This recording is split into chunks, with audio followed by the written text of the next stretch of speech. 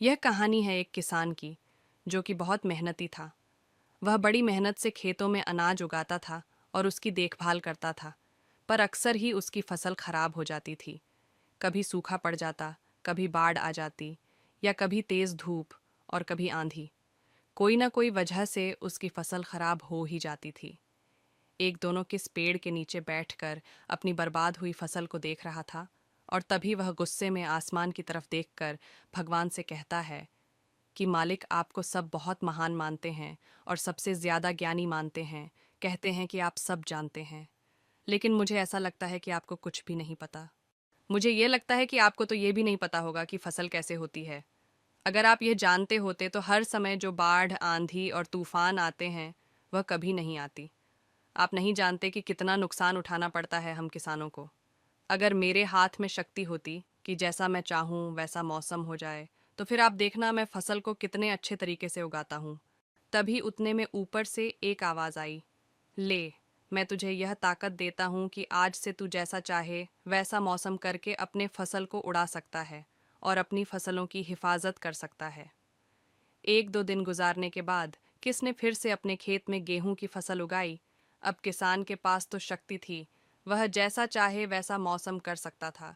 तो किसान ने आंधी, तूफान और बाढ़, कुछ भी उसने अपने खेतों पर आने नहीं दिया। किसान ने अपनी फसलों को बर्बाद होने से बचाया, और उस साल उस किसान के खेत में ऐसी फसल हुई जो पहले कभी नहीं हुई थी। मन ही मन किसान बहुत खुश हो रहा था, और साथ ही साथ यह सोच भी रहा था कि भगवान को बताऊंगा कि इसे कहते हैं शक्ति का सही इस्तेमाल। कुछ दिन और गुजरने के बाद फसल काटने के लिए तैयार हो गई।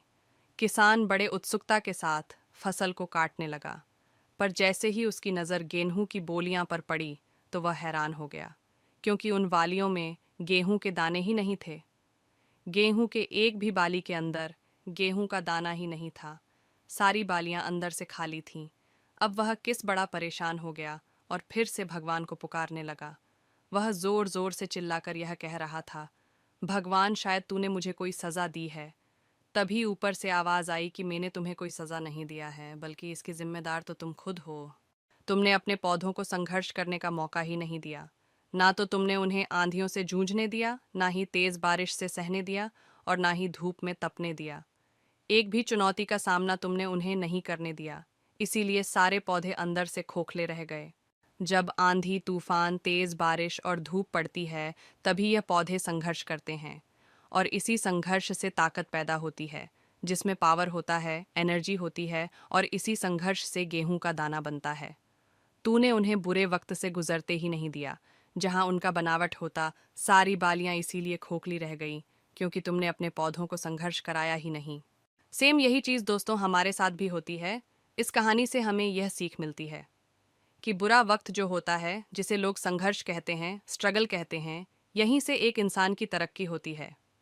आपको पता होगा कि जब एक डायरेक्टर कोई मूवी बनाता है, तो डायरेक्टर सबसे डिफ़िकल्ट रोल अपने बेस्ट एक्टर को देता है।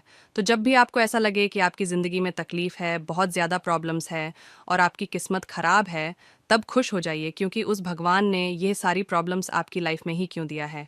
क्योंकि उसे पता है कि आप इन सबको पार करके आगे निकल सकते हो। और ज़रा सोच कर तो देखिए कि अगर आपकी ज़िंदगी में कोई प्रॉब्लम ही ना हो, कोई संघर्ष ही ना हो, तब ज़िंदगी जीने में मज़ा ही नहीं आता है।